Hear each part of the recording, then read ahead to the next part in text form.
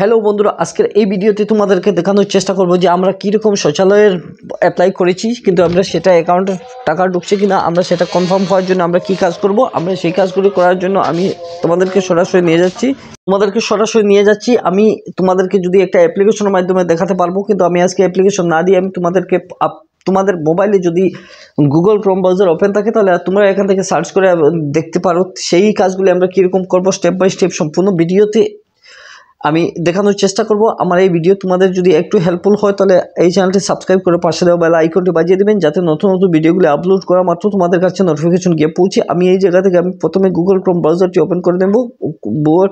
Google Chrome ব্রাউজারটি open করার পর আমি আপনাদের কাছে এরকম একটা ইন্টারফেস চলে আসবে। আপনারা এখান থেকে নিচে সাইটে যদি কর্নার করেন তাহলে আপনারা এখান থেকে যে কোনো একটা নিউ ট্যাবে ক্লিক করে দিতে পারেন। যখন ক্লিক করবেন নিউ ট্যাবের মধ্যে তখন এরকম একটা ইন্টারফেস গুগল ক্রোমের মধ্যে চলে আসবে। তোমরা এখান থেকে যদি একটা নাম যদি এসবিএম যদি টাইপ করা মাত্র তোমাদের এখান থেকে নেক্সট ক্লিক করবে। নেক্সটে ক্লিক করা মাত্র তোমাদের কাছে এরকম একটা ইন্টারফেস চলে আসবে।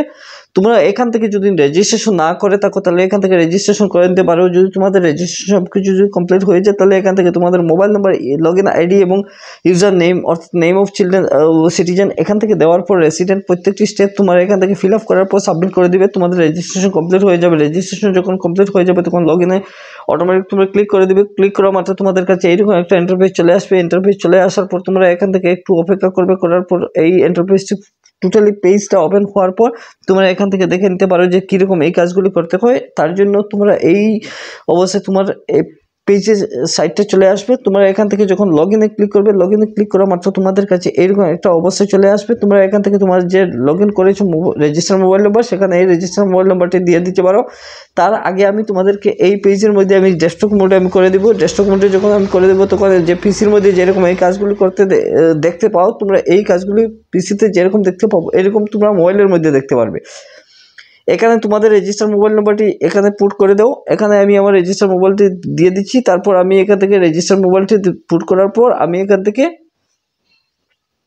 আমার নামটি আমি এখান থেকে দিয়ে দিচ্ছি। নামটা আমার কমপ্লিট হওয়ার পর আমি এখান থেকে নামটা দিয়ে দিচ্ছি। নামটা দেওয়ার পর আমি এখান থেকে মেইলে দিয়ে দিচ্ছি। এখান থেকে আমি অ্যাড্রেস দিয়েছি।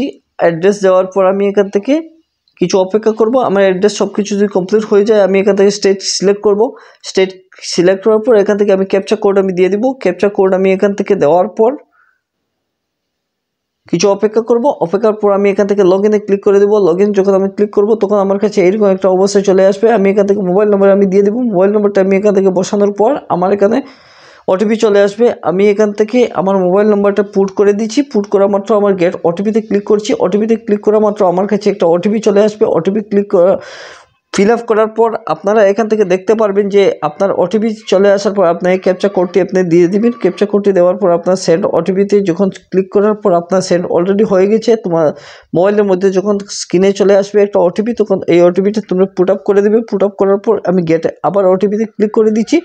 দেওয়ার পর এখান থেকে সাবমিট করে দেবেন। সাবমিট করার পর লগইন হয়ে যাবে। তোমরা ভিতর থেকে ভিউ অপশনতে দেখতে পারবেন। তোমাদের এইরকম অবস্থায় ইন্টারফেসে চলে আসবে। তোমার যখন সাইন ইন করে দেবেন তখন সাইন ইন করার পর তোমরা দেখতে পারবে তোমার এই অ্যাকাউন্টের টাকা ঢুকছে কিনা বা তোমার এই কনফার্ম হয়েছে কিনা প্রত্যেকটি স্টেপ তোমরা এই জায়গা থেকে দেখতে পারবে। নেক্সট স্টেপ থেকে আমি আমার এই স্টেপগুলি কমপ্লিট করার পর তোমরা অটোমেটিক দেখতে পারবে। তাই এই ভিডিও আজকের জন্য অতটুকু যে আমরা কীরকম একটা এসবিএম টাইপ করে আমরা আমাদের শৌচালয়ের নাম আছে কিনা সেটা যদি থাকে তাহলে আমরা কীরকম অ্যাকাউন্টে টাকা ঢুকবে প্রত্যেকটি ডিটেলস এর ভিতরে ইন্টারফেসে তোমরা দেখে নিতে পারো।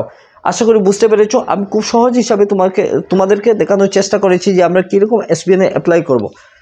আজকের জন্য এসবিএন রিলেটেড ভিডিওটি যদি কোনো রকম তোমাদের লাইক কমেন্ট করার ইচ্ছা থাকে তাহলে তোমরা এই ভিডিও থেকে করে নিতে পারো। আশা করি বুঝতে পেরেছো।